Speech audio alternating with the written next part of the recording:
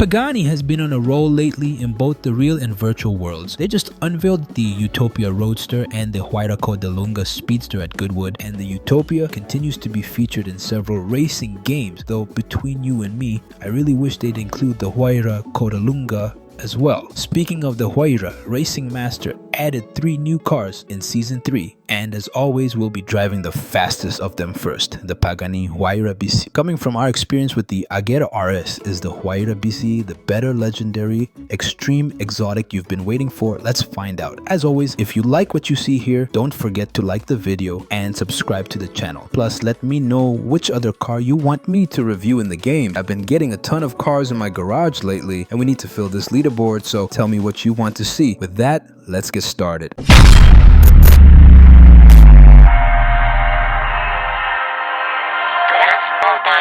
Just like the Zonda before it, the Huayra was available in several exclusive and different variants, with the BC being the second of a staggering 14 variants, made as a tribute to Horacio Pagani's friend and first ever customer, Benny Caiola. The Huayra BC is a more powerful track-focused version of the Huayra. It features a 6-liter twin turbocharged V12 engine developed by Mercedes-AMG, producing 754 horsepower and 738 pound-feet of torque. With increased use of carbon fiber, a lighter titanium exhaust system, lighter suspension, and lighter wheels, the BC was 50% lighter than the standard Huayra Coupe, which already weighs under 3,000 pounds. Therefore, with the BC weighing just under 2,700 pounds, it has a power-to-weight ratio of 562 horsepower per ton. To put that into perspective, the Bugatti Veyron Super Sport, with its 1,200 horsepower quad-turbo W16 engine, has a power-to-weight ratio of 569 horsepower per ton. So, with a little more power and less weight, a Huayra BC could effectively outperform a Bugatti on a track. That's why we're here in Racing Master, to see if that's true. Regarding customization, the main visual upgrade is the installation of its unique body kit known as the Dragon King. This kit gives the car a wider stance, F1 style aero fin and rims, and quirky active aero flaps on its custom wing. In fact, the Huayra's highlight is the active aero flaps on the front nose and rear wing, which change position depending on the car's steering at high speeds and act as air brakes when the brakes are applied. As far as in-game performance goes, when you get a perfect launch, the Huayra BC rockets off the line as quickly as an all-wheel drive car would. Not as quickly as a Chiron or a 918 Spider, but definitely faster than the rapid AMG GTR, and much more so than the Agera RS. The Huayra BC was meant for cornering. In fact, it's much more of a corner carver than the AMG GTR. It's incredibly agile when drifting through corners and doesn't lose a boatload of speed while doing so like the Agera RS does. It's also surprisingly stable in the bends and when the road gets uneven. For example, often when I'm racing the Agera RS and I catch air, once I land, I instantly lose control of the car, so I always have to quickly readjust to regain balance. That's not the case with the Huayra BC. This car allows you to push hard and go beyond limits in those corners because its power and stability let you do so. The best setup for this car is 13232, which boosts the car's acceleration, and although it slightly reduces its steering ability, it greatly improves its drifting capability. That's why it can drift so well around corners. The one I have here is at ECU2, which surprisingly has a higher rating than my ECU2 Agera RS, and that says a lot. Despite the big difference in power on paper, the Huayra BC proves to be the better car in this scenario. I can even show that further with a road test comparing it to the Agera RS and the AMG GTR I also have. But first, I want to show off what this car can do online against expert competition, right? So here are some races I did with the Huayra BC against tough opponents, and after that we'll go to Sicily Beach to see if the Huayra BC is fast enough to beat my ECU2 Agera RS.